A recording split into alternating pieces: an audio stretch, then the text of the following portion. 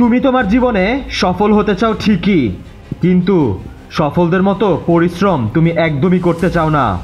তুমি তোমার লক্ষ্য অর্জন করতে চাও ঠিকই, কিন্তু লক্ষ্য অর্জন করার আগেই হার মেনে ফেলছো।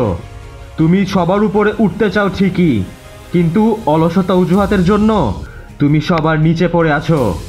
তোমার সফল হওয়ার স্বপ্নটা তো বেশ বড়, তাই তোমার পরিশ্রম এবং চেষ্টাও তো তেমন বড় হওয়া উচিত।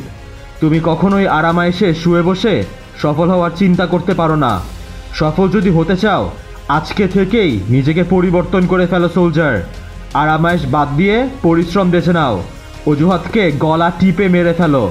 হাজার ঝড় বয়ে যাক না কেন তোমার জীবনে, পরিশ্রম থেকে কখনো সরে আসবে না। একবার চেষ্টা করেই হার মেনে ফেলার অভ্যাস বর্জন করো। হাজারবার ব্যর্থ হও না কেন তুমি, চেষ্টার পর চেষ্টা করে যাও যতক্ষণ না সফল হচ্ছ। তুমি যদি এসব পরিবর্তন তোমার জীবনে আনতে পারো, তাহলে তোমার ভাগ্যটাও পরিবর্তন হতে শুরু করবে। তুমি সফলতার দরজায় এসে পৌঁছে যাবে শীঘ্রই। তাই সফল যদি হতে চাও সোলজার, নিজেকে পরিবর্তন করে ফেলো আজকেই এবং এখনই। অলসতা অজুহাত নয়, পরিশ্রমী হও, সাফল্য আসবেই।